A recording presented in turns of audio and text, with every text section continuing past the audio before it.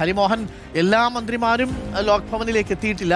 കുറേ മന്ത്രിമാർ ലോക് ഭവനിലുണ്ട്. കുറേ മന്ത്രിമാർ സെക്രട്ടേറിയറ്റിൽ 10:30 നടക്കുന്ന മന്ത്രിസഭാ യോഗത്തിൽ പങ്കെടുക്കാൻ വേണ്ടി എത്തിച്ചേർന്നിട്ടുണ്ടോ? പ്രത്യേകിച്ച് ലീഗ് മന്ത്രിമാരെല്ലാം.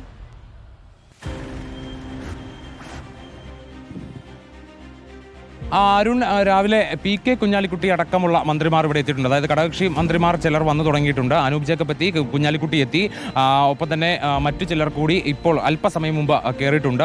ഇതിൽ ചിലർ വന്നിട്ട് തിരികെ ലോക് ഭവനിലേക്ക് പോയിരുന്നു. CP ജോൺ അടക്കമുള്ളവർ. മുഖ്യമന്ത്രിയും രാവിലെ ഒരു 7:45 ശേഷം തന്നെ സെക്രട്ടേറിയറ്റിൽ എത്തി എന്നുള്ളതാണ്. ഇത് രാവിലെ തന്നെ മുഖ്യമന്ത്രി സെക്രട്ടേറിയറ്റിൽ എത്തി. രാവിലെ ചെയ്ത് തീർക്കേണ്ട ചില ജോലികൾ ചെയ്തു തീർത്തതിന് ശേഷം മാത്രമാണ് ലോക് ഭവനിലേക്ക് പോയത്. 10:30 കൂടിയാണ് മന്ത്രിസഭാ യോഗം ആരംഭിക്കുക. അതായത് ഈ പ്രോട്ടേം സ്പീക്കർ തെരഞ്ഞെടുപ്പ് കഴിഞ്ഞ ശേഷം മാത്രമായിരിക്കും പിന്നെ ബാക്കി എല്ലാവരും അവിടെ നിന്ന് ലോക് ഭവനിലേക്ക് വരിവരിയായി സെക്രട്ടേറിയറ്റിലേക്ക് എത്തിച്ചേരുക. അതിനുശേഷമായിരിക്കും മന്ത്രിസഭാ യോഗം.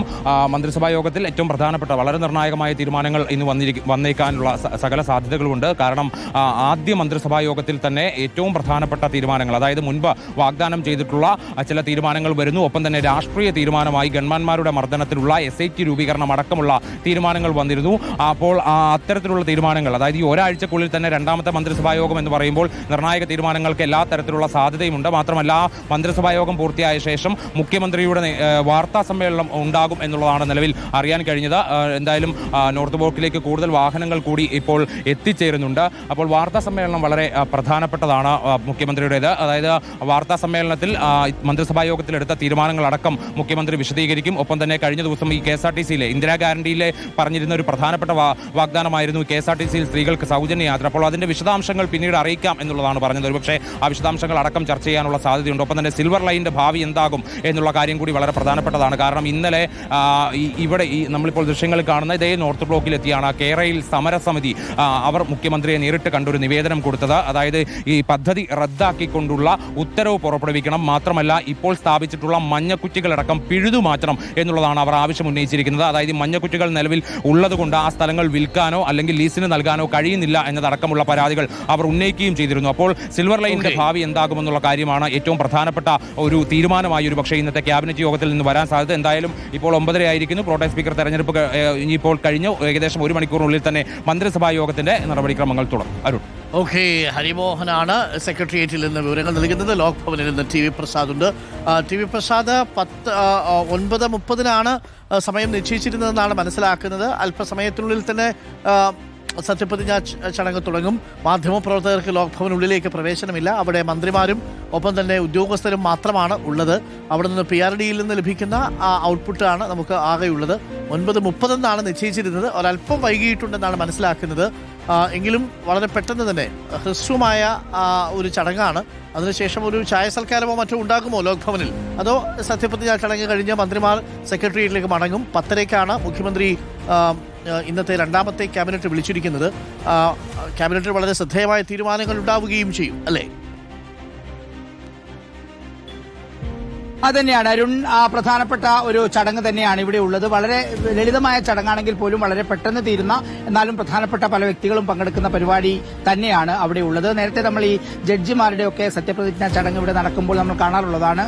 വരികയും ഈ ദേശീയഗാനം ആലപിക്കുകയും അതുപോലെ തന്നെ ചടങ്ങ് കഴിയുകയും വളരെ പെട്ടെന്ന് ഒരു 5 മിനിറ്റ് 5 10 മിനിറ്റ് 10 മിനിറ്റ് പോലും എടുക്കില്ല എന്നുള്ളതാണ് പ്രധാനപ്പെട്ട കാര്യം. ചില മന്ത്രിമാർ ഇപ്പോഴും ഇങ്ങോട്ടേക്ക് വന്നുകൊണ്ടിരിക്കുന്നുണ്ട്.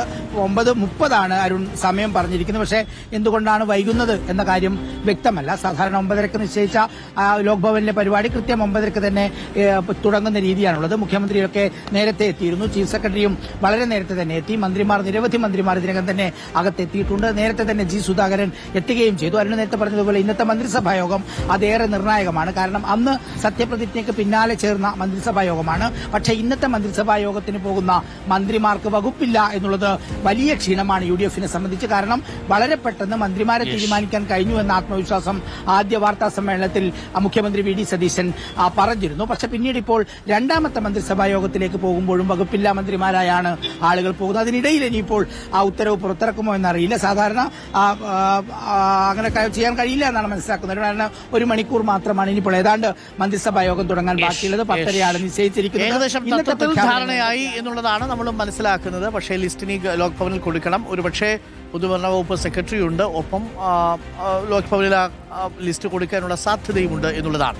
പ്രിയപ്പെട്ട പ്രേക്ഷകരെ, ഇന്നിപ്പോൾ സത്യപ്രതിജ്ഞ ചെയ്യുന്ന G സുധാകരൻ ഒരു കമ്മ്യൂണിസ്റ്റ് നേതാവ് എന്ന നിലയിൽ പതിറ്റാണ്ടുകൾ രൂപപ്പെടുത്തിയ രാഷ്ട്രീയ പാരമ്പര്യമുള്ള നേതാവാണ്. ആ നേതാവ് 10ാം ക്ലാസ്സിൽ പഠിക്കുന്ന സമയത്ത് വള്ളിക്കുന്നം സ്കൂളിൽ നിന്നാണ് അന്ന് SFIയുടെ അംഗത്വം സ്വീകരിക്കുന്നത്. അന്ന് മുതൽ തുടങ്ങിയ പാർട്ടി ബന്ധമാണ്. അതാണ് ജി സുധാകരൻ ഇക്കുറി അമ്പലപ്പുഴയിൽ ഉപേക്ഷിച്ചു പോയത്. പകരം UDFിൻ്റെ പിന്തുണയോടുകൂടി ഒരു സ്വതന്ത്ര സ്ഥാനാർത്ഥിയായി മത്സരിക്കുന്നതാണ് നമ്മൾ കണ്ടത്.